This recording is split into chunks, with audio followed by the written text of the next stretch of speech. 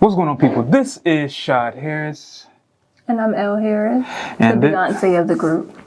More like the Latavia of the group. So, this is another episode of Keepin It Lite, where we talk about things pertaining to relationships, friendship, marriage, sexual activities, and everything else in between. You did really good on your S. You know, sometimes you get a little... Why are you trying to play me? Why are you trying to play me? Get off me. Get off me. Elbow you in your titty, move. And so today, I had to come and take the reins back over. You did. Because my wife couldn't handle the pressure of leading this show. She was leading us into the ground. I couldn't lead and pay attention at the same time. That's too much. See? I told y'all women don't like to lead. Yeah, see? So that means you just need to shut up and let me lead. As long as you not leading us to destruction. All right. So on today's episode, we are talking about mama's boys and daddy's girls. And the pros and cons of both of those. Amen. So, how should we start this? Where you want to get started at? You're the leader. Let's talk about women with daddy issues. Oh, we're going to go that direction first. Then we're going to go to the positive. We're going to start off low. It's okay. We can build back up. I guess so, yeah. So, yeah, so how's that? Like dating a woman with daddy issues? It has its pros and cons, right? The pros would be that once they're like committed, they have trust issues normally. Matter of fact, let me preface this conversation. Outside of like regular like high school relationships, I've been in 3 relationships, 3 major relationships, and Elle's the only one who had like their father, you know, in their life. Mm-hmm. Or had a good relationship with their father. Let's say that. A good relationship with their father. A great relationship. A great relationship. I don't want to underrate it at all. Okay, a great relationship with their father. Mm-hmm. So I had 2 relationships, 2 major relationships. And then a couple other ones, you know, since I've been in, you know, my adulthood years. So Elle was probably like the only one I could really think of who had like a great relationship with their father. So let's go back to what I was about to say before. Mm-hmm. So some of the pros and cons of that is that normally these women have like some type of like trust issues off jump. Like it's kind of hard to get in, or they don't really be like rocking with you like that. But once Really? Because I have a whole different perspective on that. I don't think all of them are not. Some of them are like too clingy because they try to get all of that from you. I take that back. You're right. Yeah. They are definitely guarded though. Okay. Definitely guarded, but they still want love that they probably never got from their father. Mm-hmm. So they're still like really like clingy, try to get onto you. But when you say trust, you mean like not that they don't trust you. It's like, where you going? What you doing? Like that type of trust? Yeah. Okay. Yeah. Because you got to make sure you break that down, because people can just think it's like, oh, I don't want to trust you because my father wasn't here. No. It's kind of the opposite. It's like, I want to know your every move because I don't want you to leave. Right. It's more like a clingy distrust. Okay. Yeah, a clingy distrust where they love you so much that they want to monitor everything you do. Okay. Jealous, maybe? I wouldn't necessarily say jealousy. Okay. I wouldn't necessarily say that. But usually there's a lot of like, if you're somebody who needs like a lot of affection, women whose father is around usually give you a lot of affection. They want to be around you just because they're not used to that type of energy from a man. Mm-hmm. For a man that really genuinely like cares about them. So if you're a man that needs a lot of affection and a lot of like attention, they're probably like the perfect woman for you. But on the flip side, they can be rather clingy and like, I feel like they put all of their energy into you. Mm-hmm. Because they might be used to like a man leaving or so on and so forth, that they want to make sure that you get all that attention that you need. Do you feel like they are, what's that word? They carry a lot of baggage, like from one relationship to the next, because of what the last man did. It's like it's a reoccurring.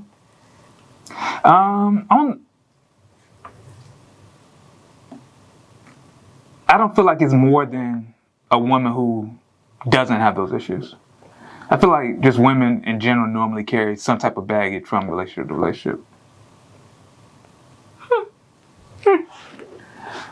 But I did have like moments of like getting yelled at and realizing that the issue is something a little bit deeper than what I did. You were getting abused?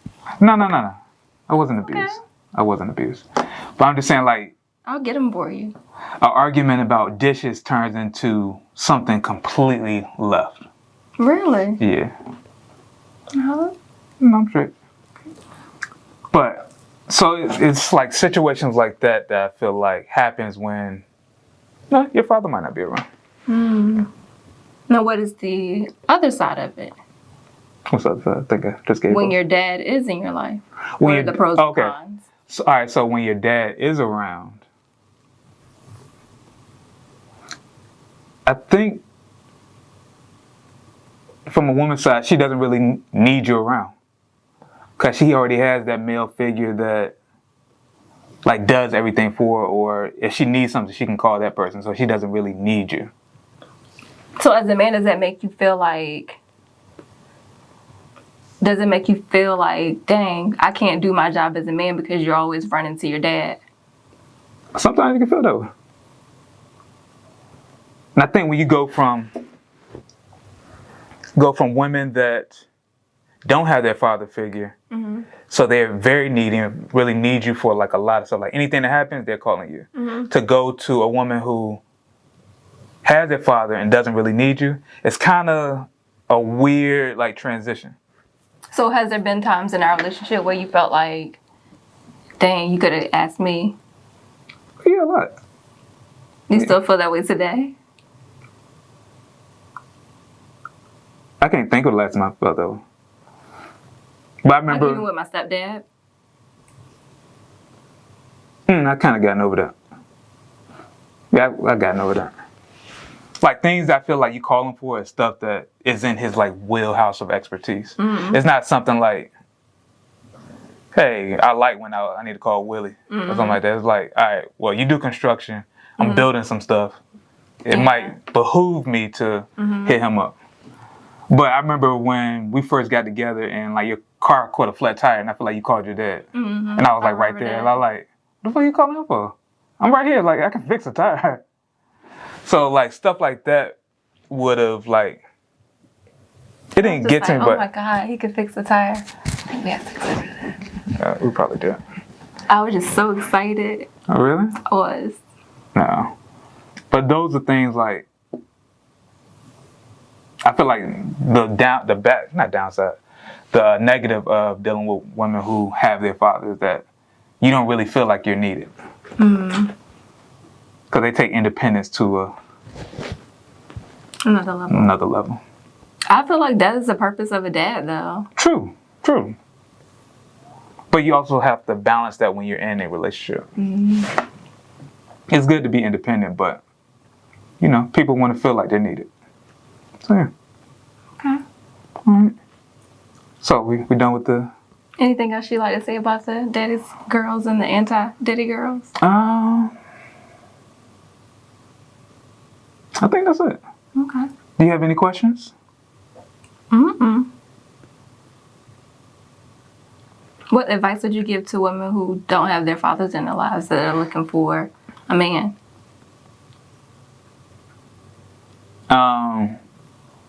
Get your issues right with your dad. I mean, if you can.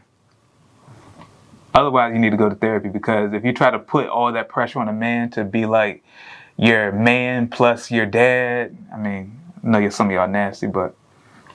Hey, Zaddy. Yeah. But if you trying to put all that pressure on a man, like, that's a lot. That is. That's why I can't call a man daddy or zaddy. It's just creepy. It is kind of creepy. I mean, I guess if you don't, I ain't gonna say that because some people may have their dads in their life and call their man daddy, but I cannot do it. I cannot. Yeah. That role, that name means too much to me to put my husband in that. Yeah. For some people, that name doesn't really mean nothing. So. Yeah. So. Okay. So what about you? Mama's boys. Mama's boys. Well. Pros and cons. I remember when I think I told you this when we first started dating. I was like, I only wanted to date men whose moms were like dead and gone because I didn't want the weirdest thing ever. I didn't want to deal with no mamas because I am not a clingy person. I am not a kiss ass. I'm not gonna be in your mom's face trying to learn her favorite dish that she cooked for you or trying to be her best friend. I'm good. I don't need a best friend. I'm on myself. Like we could be cool, but I'm not that girl that's gonna kiss up to your mom to make you want me. Only women that do that is women who have daddy issue. Yeah. So I don't need that. But a lot of women do that because they feel like that's the way to win over a man. Because most guys tend to cling to their mothers more than they cling to their fathers. So I thought Rashad was a mama's boy. I don't know. I think when he was younger, he just looked like a mama's boy. So I don't really know why I got that from you. I just felt like you were a mama's boy. And I think probably like even when I met your mom, it was like kind of early on. I was like, why are you making me his mama so early? He must be a mama's boy. Like that just kind of creeped me out. But then I learned that he wasn't a mama's boy at all. And not saying that he doesn't love his mom, he does, but he's his own person. And he doesn't allow that to, like he doesn't allow his mom to influence any of his decisions or take away from his own voice. And so knowing that... I normally try to go away from whatever the decision is. He actually does. Yeah. And I have to be the voice of reason, like... It makes me feel good. It really warms my soul to kind of just say, you know what? You want me to do this? I'm doing the opposite. He wants to rebel. Rebel Society. Rebel Society. But Rebel Society. This video is actually sponsored by Run with the Rebels. Make sure that you get your shirts. So, Neither one of us have a shirt on. Neither one. Yeah. But for me, I've dealt with mama's boys, and they are the worst. Why are they the worst? Because they feel like you're supposed to be their mom. Like you're supposed to do everything that their mom does. They're very demanding. They require a lot from you. Their moms generally come first. Like I remember this one guy I dated. And, like, we were going on vacation. His mom had to go on vacation, too. So he had to book a room for us, then book a room for his mom and his sister. And I just thought that was, like, the weirdest thing. Like, why do we all got to be together all the time? And she didn't even live in Virginia. But I had to go visit her, like, when he wasn't around, like, by myself. And it was too much. It was too much. She always called. And he had to stop everything he was doing to go deal with her, like... Too much. So, all right, so let me hop in. What's the difference between somebody that just loves their mother and a mama's boy? A mama's boy treats his mom like he's the husband. Like he does everything. He's gonna send money, like sending money, taking care of her, like paying her bills, like making sure all her stuff is in order, having to go fix her car, like all of those things. Like that's not your job. And I think that people put this in their son's head, like you have to take care of your mom. Like I feel like yes, you're supposed to treat your mom right and give her respect and love and all that, but it is not your job to take care of your mom. Okay. Like not in the sense of what a husband would do. Yeah. As anything, the mom should be like your lookup, your advisement. It shouldn't be the other way around. Okay. Question: for mama's boys, is their mom usually single or married? Single. Okay. Single. Because I haven't met a mama's boy that wasn't... One mama's boy his mom was married. But his mom was like, she ran everything. She wore the pants. Okay. The dad was super passive. Okay. But others... Neutered. Yeah, literally. But others, the mom was single... And this is my king. Y'all got to stop telling these boys, stop raising your children to be your king. Like, that's putting too much pressure on them. And when you do that, I feel like when you continue to treat your sons as if they're your husband and giving them that title so early on in life, it causes them to be like damaged. And they actually devalue women because they look at you as their first role model or their first view of what a woman should be. And they feel like you're weak. So they feel like women are weak. And I can say that in experience because the mama's boy that I'm talking about, he definitely thought he was superior. He was superior to me. Like, I'm a man, I'm up here, you're down here.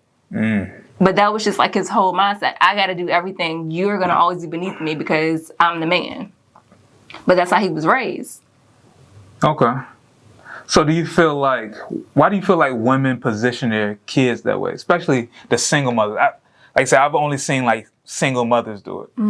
So why do you feel like that's the case? I feel like they do it because they are making their sons be responsible for the father that left. So it's like, I'm going to do everything I can so that you're not like your father. I'm going to make you into the man that I wish your father would have been. Which is like too much pressure, once again, to put on your son. And it's crazy you say that because normally those mothers dress their sons like the type of guys that they like. Like I've seen a lot of like 3-year-olds that look like dope boys, like, or like any case like that. It's always been like the wild. But those mothers usually say, "Hey, my son is my king" and stuff like that. So they got on matching outfits. Yeah. And it's the same thing you would do with your boyfriend or husband or whatever the case may be. Yeah. There's some sick Valentine's Day pictures. My son bought me this for Valentine's Day. Your son is 2. He can't buy you anything for Valentine's Day, honey. Let it go. Let it go. Oh, right there? Yeah, right there. Your son is 2. He can't buy you anything. He can't buy you anything for Mother's Day. It's okay. Like, sometimes you pick the wrong man and stuff just happens. But you just pray like hell that you have some positive men in your life somewhere that can be a role model for your son because you cannot treat your son or teach your son to be a man. You're doing all of that. I promise you, as a woman who dealt with mama's boys, it makes that man devalue a woman. It's not a good thing. One of these days we have to do an episode on you picked the wrong one. Jesus. And they be emotional. Okay, so the other side. And we got to do one about people who date pastors. Okay. Which is sick, but you know. Grab my pen and write this down. Okay. So. And the other side is. What's the positive side? Of a mama's boy? Some of them can cook real good. That's all you got? So no positives? They can cook.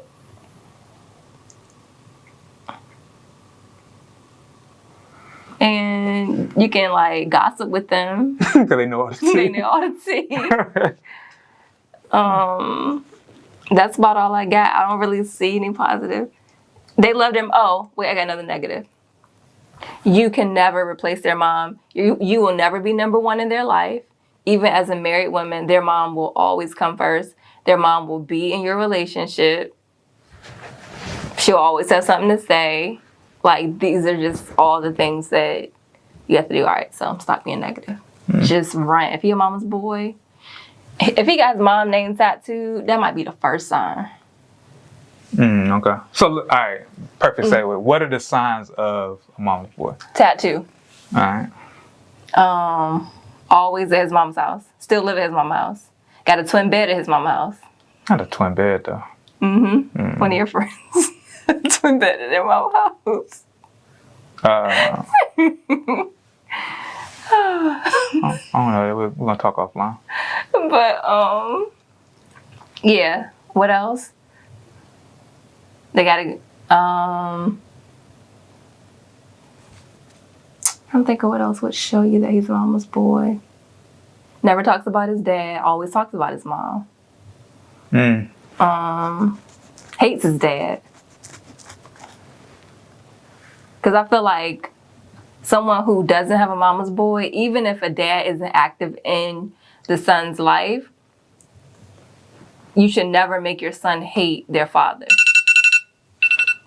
And I think that like true people who don't want their sons to be their spouse or to replace that emptiness or whatever that void is, they're not gonna make, even if he's not there. Yes, okay, he's not here, but you're gonna respect your father. Like that's just like, even my mom was single and my dad wasn't present. If I ever got upset with my dad, my mom would be like, "He's still your dad." Then they divorced when I was 2. So I don't think you should, when you're in that space, you should never make that child hate their father or say you ain't gonna be S like your daddy. Okay. I think that's all I got. Yeah, so I don't think there's any positives to being a mama's boy. As far as guys who aren't mama's boys, the positive is they have their own voice. If the mama tries to get sideways with you, then they're gonna step in. If the mom tries to ask them something, like say dinner is coming up on Sunday and mom says, "I want to come to your house for dinner." No, it's not gonna happen that way. Let me ask my wife first what we're doing. Mamas would have been like, "Oh, come on through. What if I ain't want your mama over here this Sunday?" So I think like that's the difference. Like the guy who's not a mama's boy, he's gonna make sure that his wife is first. Still respects his mom, still loves her, but he knows the position she plays and he knows the position that his wife plays. Okay. So. All right, cool. That's all I have. Run if you're a mama's boy. I'm just saying, run. Okay. Anything else you want to discuss? Run. Running on the next episode. All right, so this has been another edition of Keepin' It Light. Next week, we're going to talk about those women that love pastors. You're really into this. Because it's sick. To me, it's sick. Is it sick? It's sick. It's not sick. You got to understand where it stems from. Okay, we're going to talk about that next week. Yeah. All right, so once again, I'm Shad. I'm Elle. And this is Keepin' It Light, so you guys... And these are my baby hairs. I just had to bring back the comedic relief. That wasn't even funny. What? That wasn't funny at all.